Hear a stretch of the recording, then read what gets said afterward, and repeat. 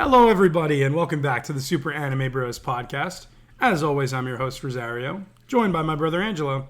And today we're going to talk about something we love. Welcome back, everybody. We figured it's about time for our next deep dive, which it's your turn. What is this, your number 5 show? Number 5, I believe. Number 5. All right, so bringing in the top 5. That's pretty crazy. Is Kaguya-Sama, Love is War. We've come a long way. I talked right over your announcement. It's fine.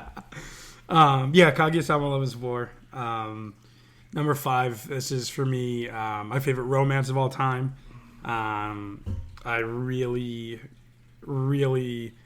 enjoyed my first watch through. It was kind of recommended to me by a friend, and I watched it for the first time when I had COVID. So this is another one of those shows I think we've talked multiple times on here about being trapped by yourself and the places it will lead you. And for us, more often than not, that was to anime. I remember binging this so quickly, and then we got to see season 3 as it aired live, which was a big climax, and then there was a movie. So we got to experience a lot of this as it came out, which was awesome. It's just really special for me. So I think we can kind of talk a lot today about what makes this so different from other romance shows. Would you agree that it's not your average romance? Yeah, I mean, it definitely has different elements, and the way it's structured feels different. I think the comedy at the forefront of the show really shines through, and that is another huge draw for me.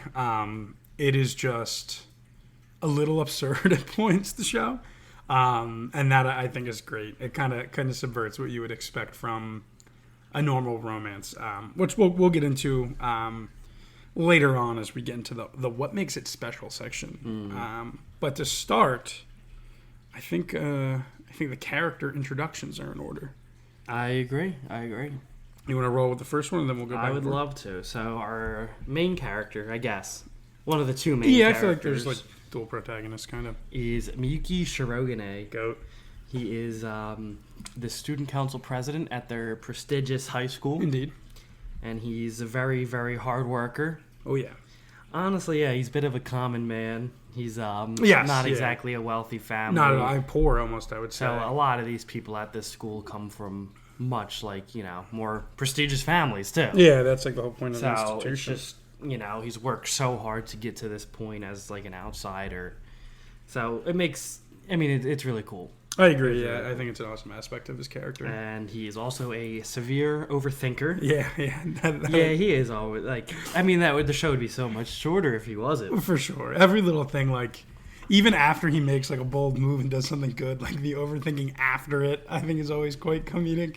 After he's already wooed Kaguya, then later he's going to be embarrassed about it. Yeah, He doesn't even realize what he's done. Yeah, the overthinking it's relatable, I'll say. And he can be a bit corny. Yeah. But, he's still pretty cool at the end of the day. For sure. Whether it's his actions or the way he dresses. The way he dresses. He has one outfit. Well, can you think of the outfit he wears when he's not wearing his school outfit? Yeah, there's one. Yeah. He wears a shirt with horrible English text on. It says "Mad Boy." It's so funny. He got a fanny pack that he's wearing an actual fanny pack. Yeah, not the cool way across the chest. Yeah. No, that's very funny. But yeah, overall, I think an awesome protagonist.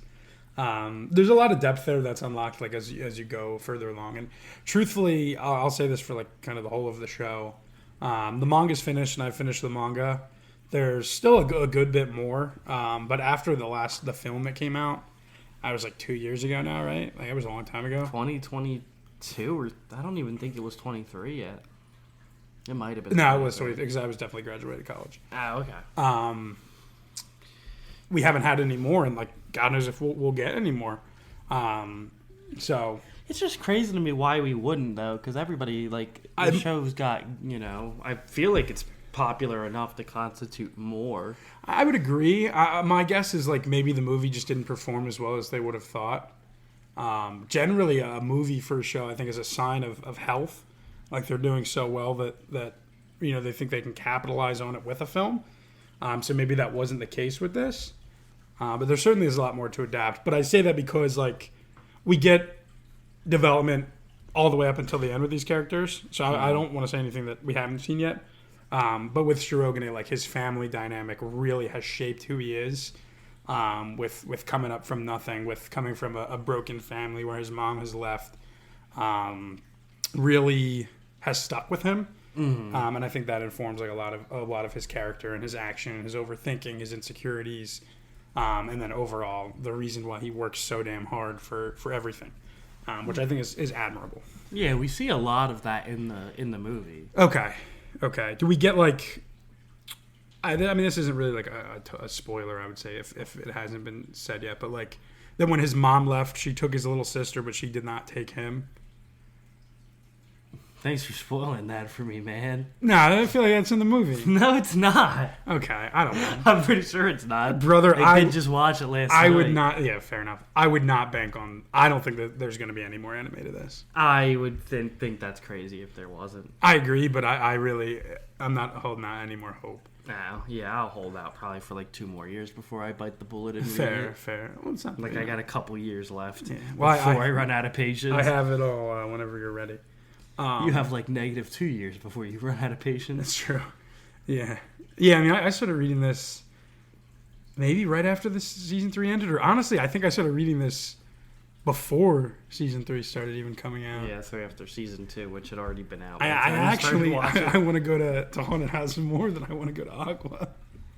Sorry, our obligatory. I think you should leave reference. Nah, I don't even remember what I was gonna say. But basically, Shirogane is incredibly distrusting, especially of like women who have hurt him in his life, being his mom and all. But that I think, a little bit of thunder in the background. Could be some fun sound effects for this episode. Ambience. We'll see. It's good stuff, I think. Hopefully it doesn't put anybody to sleep. But yeah, really, really cool character. Definitely some complexities, which I think we'll kind of see with most of the characters. I think they're pretty rich. Well, most of them literally are. But like as far as character goes as well. We can move on. I'm sorry. All right.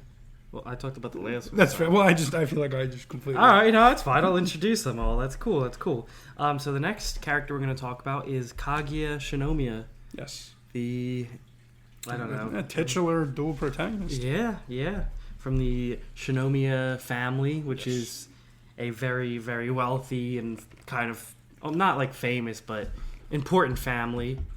Don't they have like lots of business dealings? Are they like they're just like, they're like the richest. I don't know, like some like elitist rich family. Yes. And that is why you have put the Kaguya is the ice princess. Yes, indeed. But she's also kind of childish at the same time. Very much. Yeah, she's quite naive. Yes. Yeah. And filthy rich, which I feel like I already kind of covered. Yes. And she plays a lot of mind games. I mean, the show is not called Love is War for no reason. No, it's true.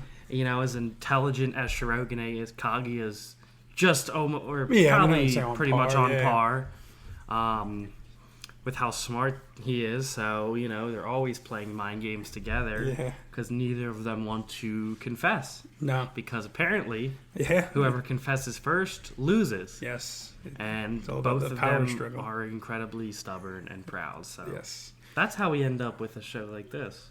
For sure. One thing on the mind games there, I was going to touch on this kind of later, but I feel like I'll just say it now.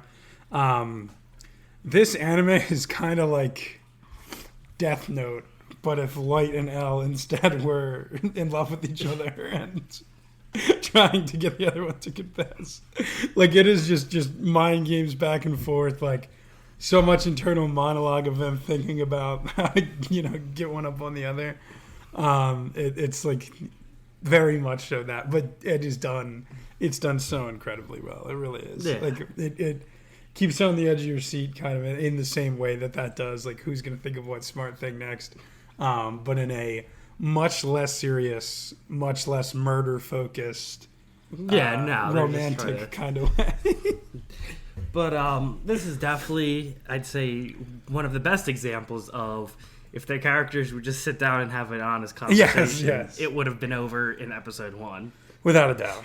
But that's, Without a that's doubt. not the point of the show. For sure. And I do think that we get pretty steady progression. Without a doubt. Even with them playing their mind games, I do like the way it progresses. It doesn't feel like it takes too long, but it doesn't feel like it's rushed. So I think they do that incredibly well, while also juggling like misunderstandings and them, losing battles, or both of them losing and missing out on being together because they're both so stubborn. Without a doubt. Yeah, I mean, I think like as it goes along, the whole idea of Love is War is less played for laughs and is better explained as Shirogane is hesitant to confess because he doesn't feel as though he can stand at Kaguya's side. He comes from this common family. He doesn't have the status that she does, but he's worked so hard to get to a point where he's topping the grade in grades. There's a scene where he's talking about how, he finally beat Kaguya one time, and that, kind of had set him ablaze toward the path he's on. Mm-hmm.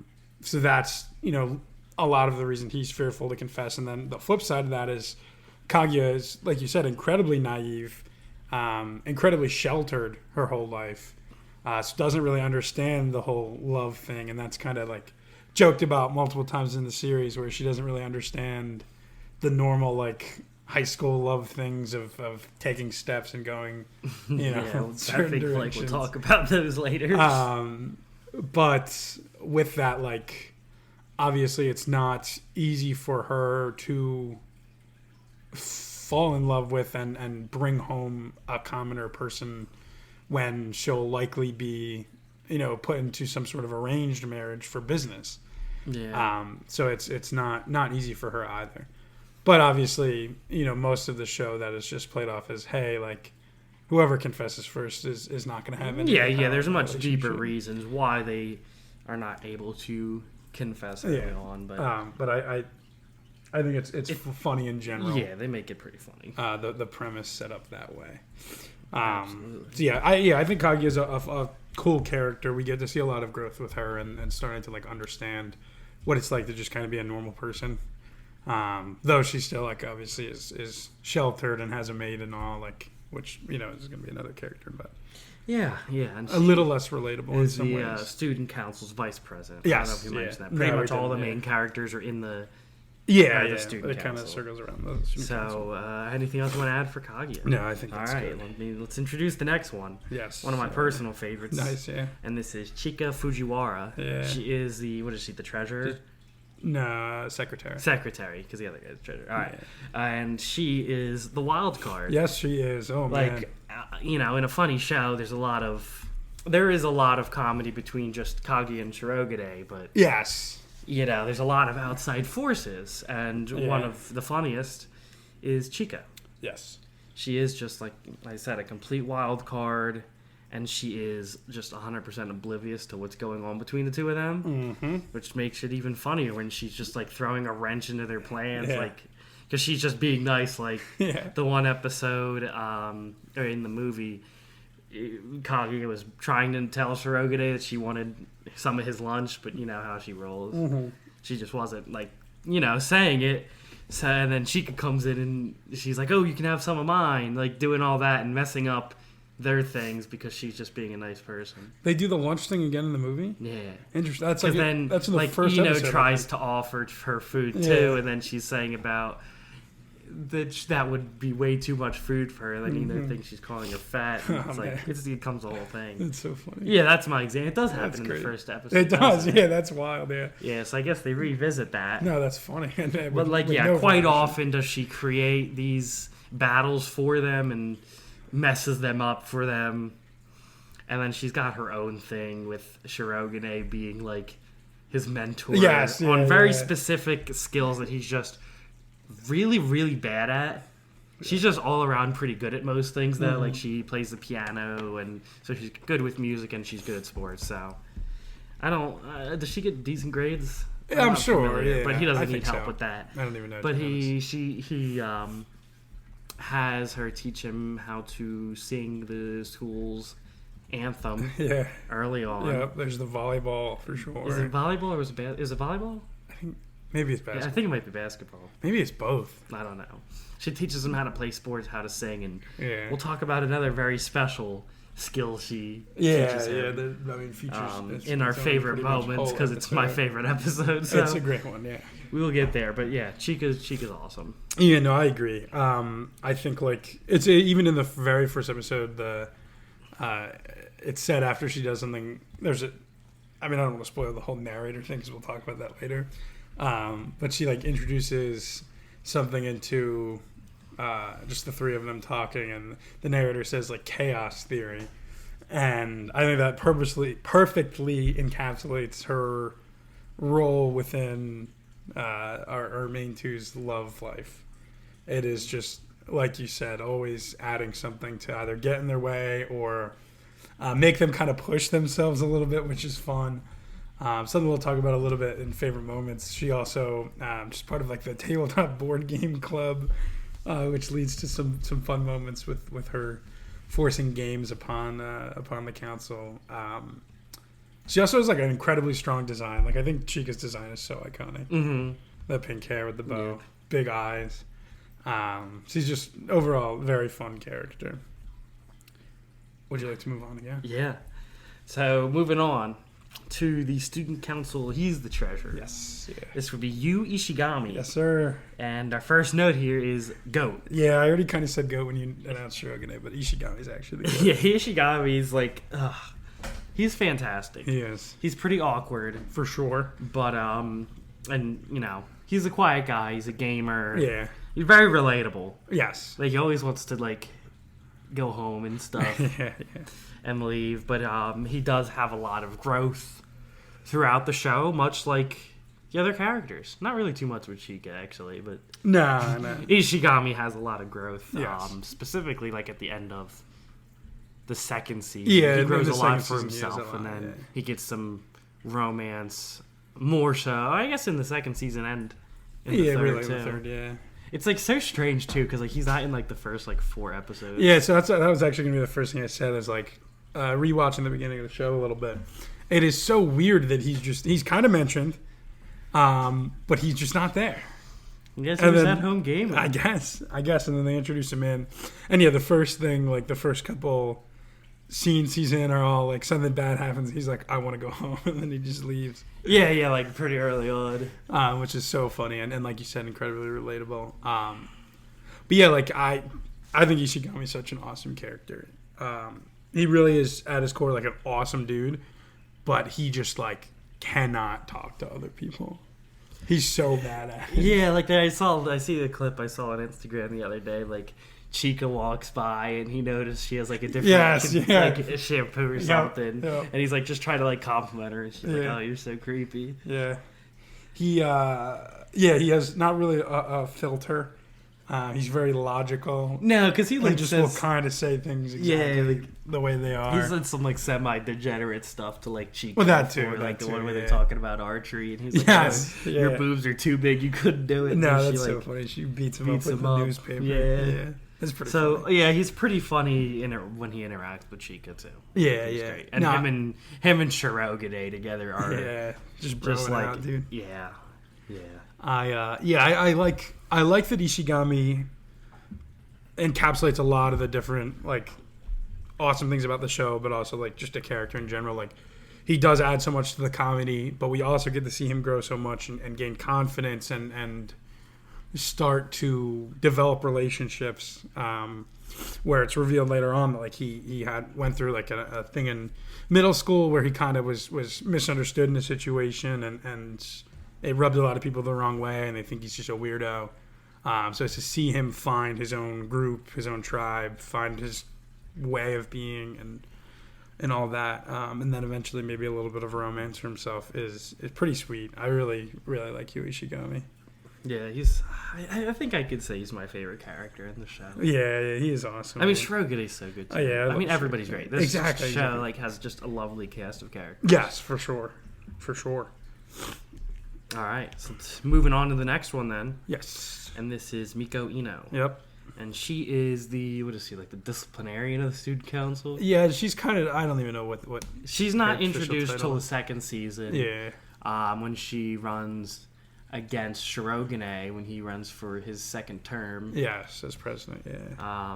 And then eventually she's brought on to the student council. She's very big into like rules and Yes. doing stuff the right way, Mm-hmm. which very understandable. Yeah. Sometimes relatable. Yeah. Like, it's nice for people just to do the right thing, so I can definitely understand there. I agree, honestly. She does get, like everybody else, a fair bit of development. She does learn to be a little less cold to people. Mm-hmm. And I'm sure there's a lot more development after what's been animated that I haven't really seen. Certainly is, yeah. So I feel like I've only, scratched the surface on, Yeah, in a lot of There's, ways, I would say so. than meets the eye with her. Yeah, that's good. Yeah, I think she's a really cool character. Really, really rigid at first with the whole rules thing. I don't know how much of this is explained. I didn't really even retain it from the manga, but once again, she's kind of a product of her environment. Her parents are both, I think one's like a judge or something, and the other one does something with social justice. And they're both not around a lot, but they both clearly instilled in her the sense of judgment and being right and doing the right thing and making other people do the right thing, correcting negative things. So that kind of informs her character there and why she is the way she is.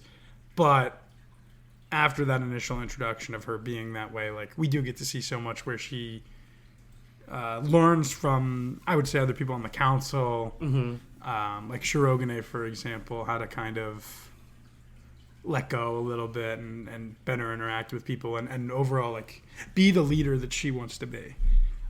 Because she's a year younger. Ishigami is as well. Are both a year younger than Kaguya and Shirogane. So, they'll be around after they're gone. So I think she's learning a lot and has a lot of room to grow still. And you're right that there will certainly be more in the manga after the stuff that's animated. But she's a really cool character. Do we know anything about her and Ishigami in middle school at all? Ooh. I don't know. I don't remember. Interesting. It's not anything too crazy, but it goes to show she really is a very caring person and will do anything she has to stick up for what she believes is right. She'll say the hard things that need to be said, correct things that wouldn't necessarily be corrected, and I think that's admirable, but obviously to a fault. Yeah. And I would say you also appreciates that about her, aside from when she takes his video game away, which is often his Nintendo Switch. Well, his Nintendo Switch looking game. Yeah. There's actually a part in the movie too where she confiscates his weekly Jump magazine, which is I don't know. I guess it's not appropriate for school. It's girls in swimsuits and stuff. Come on, you. And she's trying to be nice. She's if you promise not to do this again, you can have it back. And he's no, I'm going to do it by next week. Yeah. Yeah. But no, the two of them have a funny relationship. They really do. It's both very honest.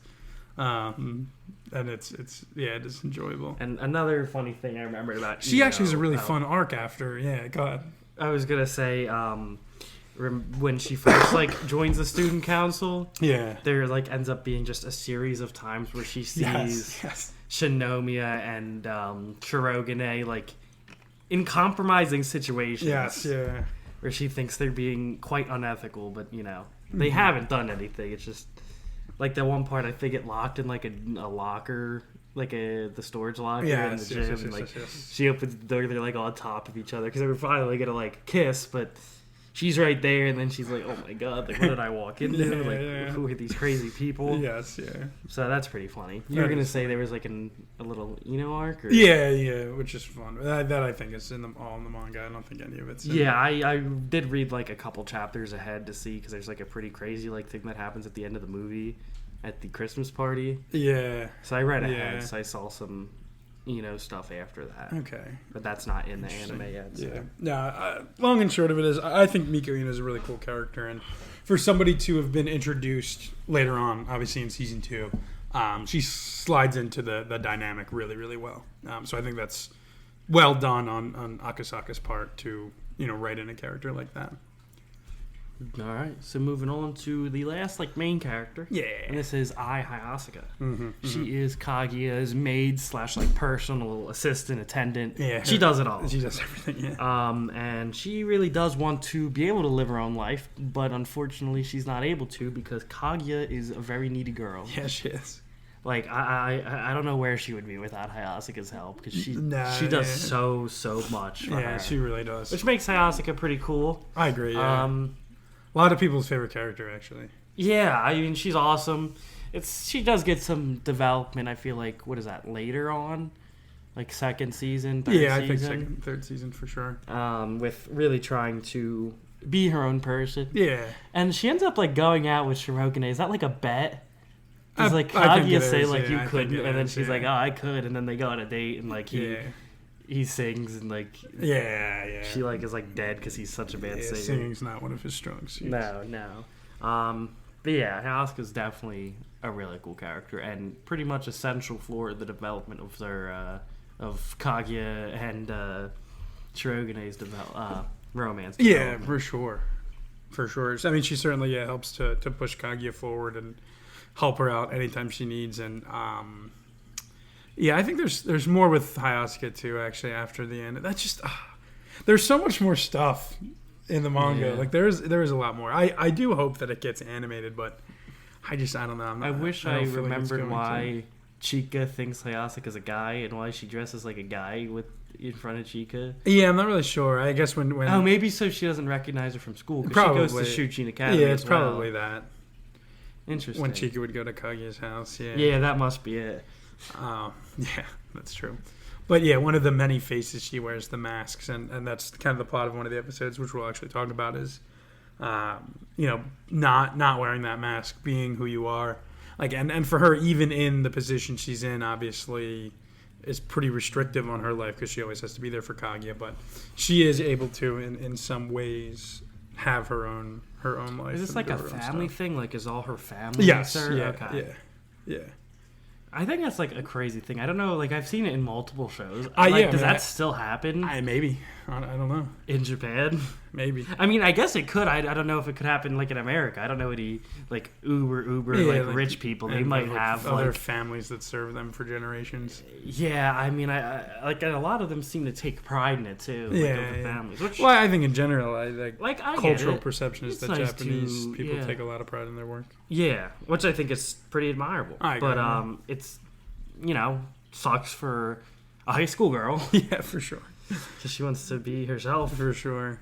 But so that really covers the main cast. The main group. So there's a couple side characters we added here. One of my other personal favorites is Tsubume, and she is Ishigami's love interest in the second season and the third. I think more so the third. Let me meet her in the second. That's why he does something in the cheer squad to hang out and that's with when her, he meets her, which is when he really starts to come out of his shell a little bit, which is great.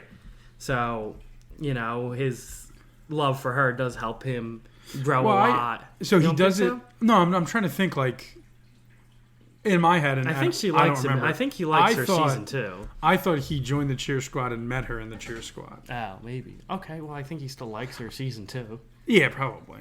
Why did he join the cheer squad then? To be a part of something. Oh, okay. Yeah, that makes sense then. Maybe he did it for himself, which is great. I don't really remember the finer details. Yeah. But there's a lot of funny moments with him and Tsubume season 3. Yeah, during the festival. Yeah, because there's this not a rumor, but a legend. Yeah, that if you give somebody if you give somebody a heart-shaped object, it's you're telling them you love them. And he does something during their class, their early festival where all the classrooms do different things, and he wins some giant heart cookie from her class, and then he's like, oh, you can have this. Yeah. So then she thinks he's confessing to her, but he doesn't realize he is. But he does like her. He does not realize. So it's not the end of the world, and then she's like, oh, I'll give you an answer in a couple months. But she does really want to, give him a shot. Yes, and give him an earnest answer. So I think she's a very admirable character because she is just so kind-hearted, and she wants to really understand love. There's actually a part the feelings for what they are. Yeah, the end of the movie where she's seeing a psychic who is Shirogane's dad. It's like a little holiday job he has. It's so good, yeah. It's so but yeah, she's trying to understand like what it means when somebody confesses and all that. So she doesn't really know. Yeah. I guess, I don't know, somehow she hasn't had that experience before, but she really wants to give Ishigami a shot. Yeah. Which is awesome. I think it's important to note that she's 2 years older than him and is like leaving very, very soon. No, that is important. So I think that is a lot of like the hesitancy for her. Mm-hmm. I didn't realize she was a year older than Shirogane. Yeah. Yeah, she's a third year, huh? Yeah. But she's a great character. She has a little Christmas bash in the at the movie that seems like some crazy things happen. Yeah, I don't remember how much we see in the movie versus Not the manga. much. They do just see like they do stuff in a different order, and then obviously there's nothing more since then. We see like her and Ishigami in a bed together. Yeah. That's what got me to read ahead a little bit. Fair So enough. I read what I mean, happened if it's at your the favorite party. character and a girl you really like, that makes sense. I just like, whoa. Like, you see, like, for like a second while she's talking to Shirogane's dad.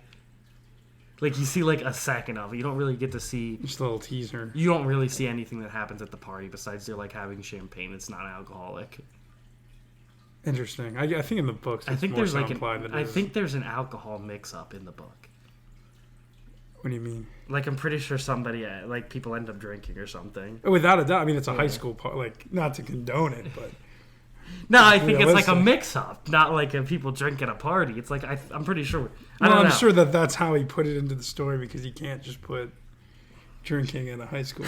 You know what I mean? Yeah, I don't think you can do that. There is, not to go off on a tangent. I don't really think you can do There's like, in the most recent book of 100 Girls. Oh, yeah. There's like a crazy part where they try to get around not, everybody getting drunk together without drinking. Yeah. It's, I think I might have actually talked about it. It's so funny. did, like, yeah. on every panel it says that nobody in this show has consumed alcohol. It's so funny. It's great. But yeah, that's like pretty right in the first couple chapters where the manga leaves off. So we don't really know what happens at the party. Interesting. So that's where we leave off with Subume. She's like, I don't know what the hell's going on. I still don't remember what the hell's going on. So with her and Ishigami. I don't think that you can do that.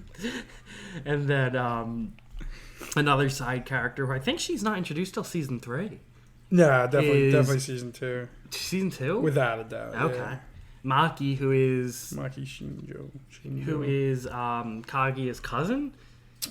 She calls her auntie, but she's not her aunt. No, I think she is. It's probably is it like they're the same age, but sibling ages and stuff. I Kaguya's the guess. youngest of like her. Like we'll meet her boy siblings, and they're all like grown. Oh, okay. Well, I guess she's technically Kaguya's father's really old. She's technically Kaguya's niece, Yeah.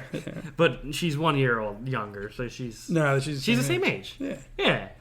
Because she oh my god. And you do see her in the beginning when the whole Tsubasa Nagisa thing's going down.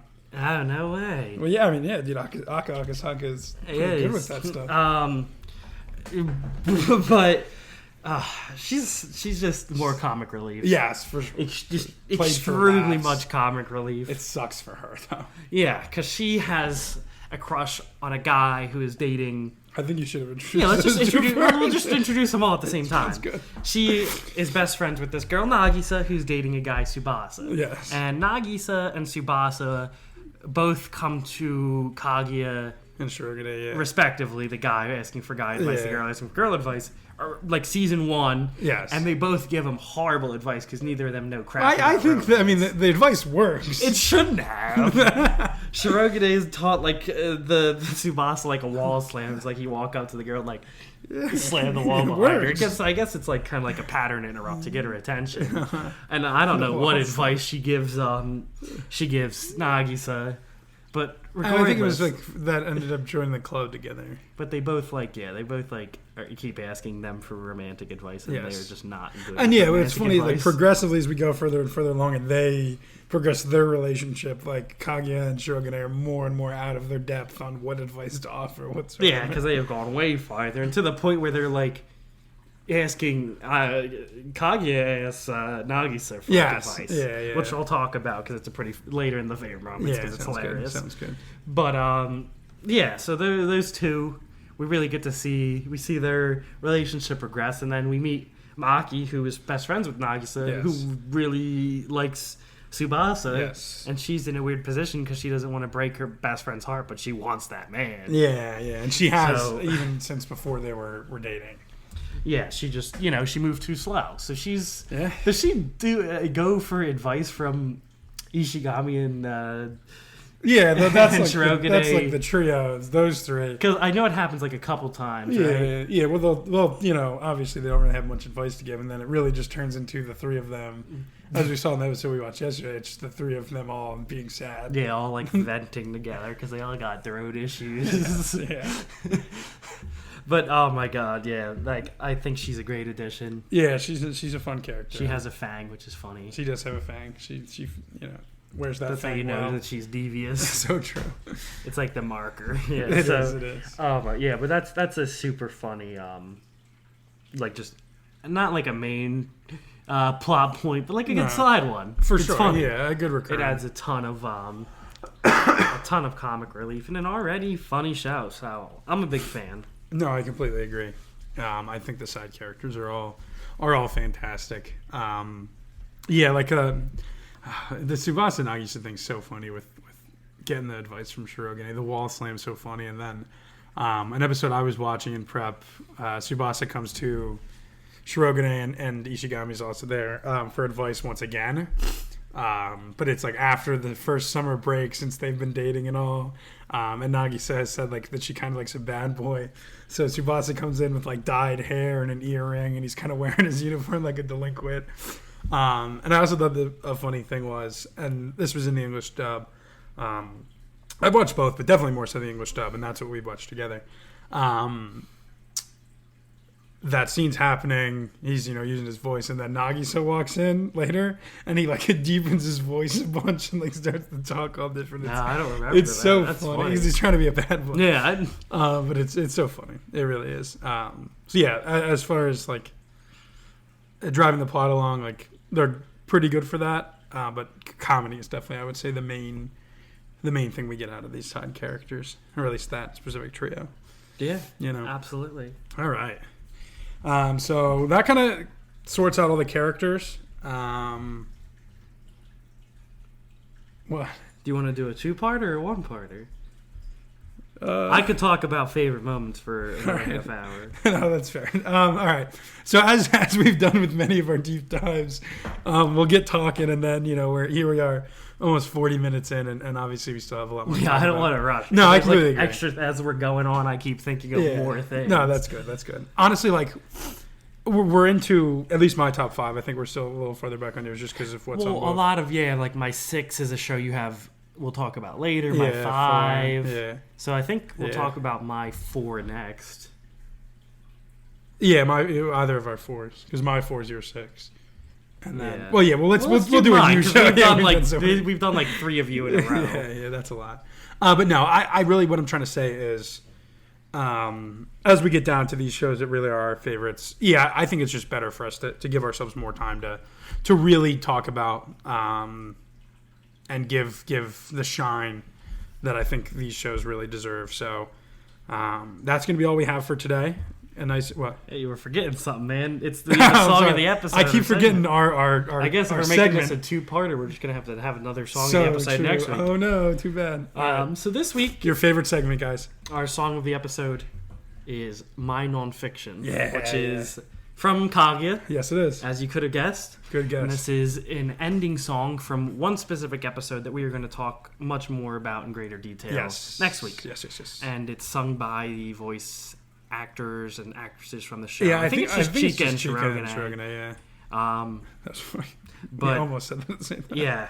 Yeah, check it out. We'll put it up on the Instagram for the song of the week. Faux shizzle. One of the banger special endings. There's 2 of them that are just fantastic. And the other one is generational. Yeah. But this one one that could be next week's. Potentially, yeah. But this one is awesome. Yeah. It really is. So check it out. And thank you guys so much for listening. Yeah, as always, I'll end with just another little plug for our upcoming panel at Vigeekdom Con in Oaks, Pennsylvania.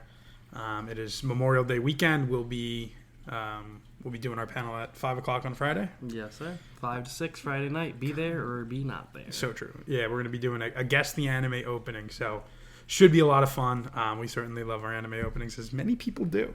Yeah, absolutely. So yeah, thank you guys as always. Peace. I don't know if you're going to say anything else. No, I'm good. Peace.